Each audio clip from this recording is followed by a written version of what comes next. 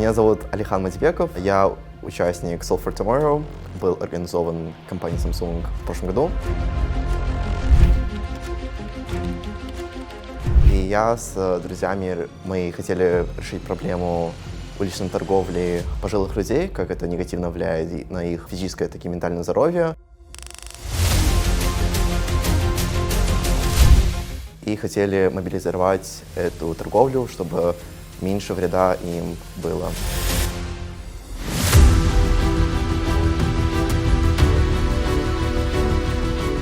Получается, после конкурса, к сожалению, мы не заняли место на конкурсе, но тем не менее я хотел продолжить данный путь и решил копаться дальше. Я думал, что основание проблемы не было так глубоко изучено. Я так нашел то, чем я хочу заниматься в будущем.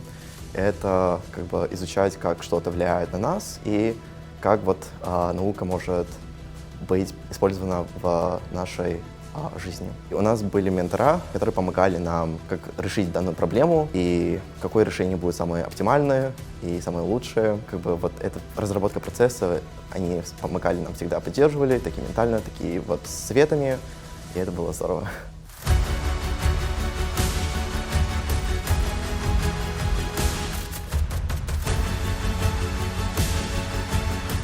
Когда я подавался на грант в Холивере, они спрашивали, какую проблему я хочу решить. Я помню, я тогда упоминал, что я не хочу, а я уже решаю. И тогда я упоминал Solve for Tomorrow, наш проект, над которым я работал с друзьями, и исследовательскую работу, которую я пишу. И также это связал с на чем я хочу в будущем работать, какие я в будущем предметы хочу взять.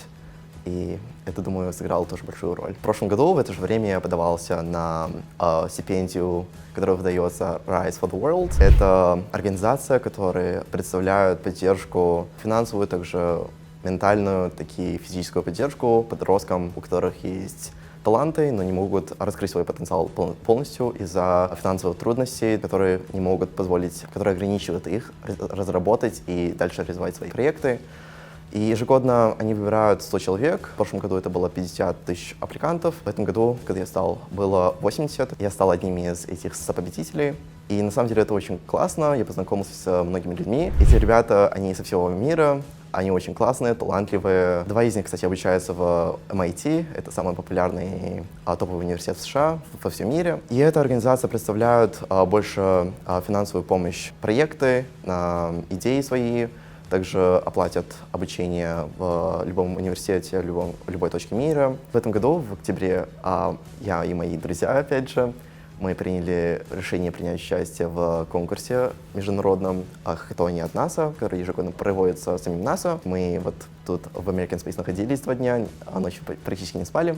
И мы разработали образовательную игру, опять же, как космос влияет на физическое, так и ментальное здоровье космонавтов и какими трудностями они сталкиваются во время путешествия в космос. И как, допустим, 20 разных организмов, это у нас грибки, животные, бактерии справляются с этими трудностями. И мы как раз таки хотели предложить о том, что рассказать больше это нейробиология, биология, космос, да, все вокруг этого крутится. И это тоже образовательная игра для детей, чтобы у нас наука была более доступнее, более понятнее для детей.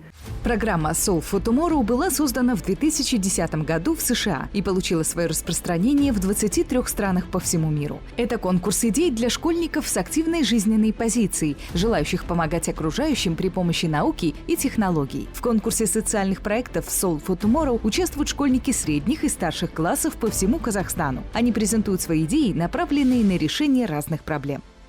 В Казахстане мы попробовали в пилотном формате, первый раз запустили в 2021 году, в прошлом году. И в этом году уже продолжаем, 2-й раз прошел финал, прошел конкурс. В принципе, все успешно, география растет, количество участников растет. В чем суть этого конкурса? Довольно простая. Мы помогаем детям найти себя, но тематика конкурса звучит, конечно, чуть-чуть посложнее. Решение чаще всего локальных либо глобальных социальных проблем, используя STEM, науку, технику, инженерию и математику. Привлекаем мы в основном школьников. У нас есть четкий возрастной ценз. Это школьники средних и старших классов, поскольку они, как правило, в это время самые активные, им интересно решать проблемы. Конкурс, помимо того, что это Как любой конкурс, там есть какие-то определенные призы, довольно большие и внушительные. Допустим, победитель получил и в прошлом году, и в этом году грант на 4 миллиона тенге.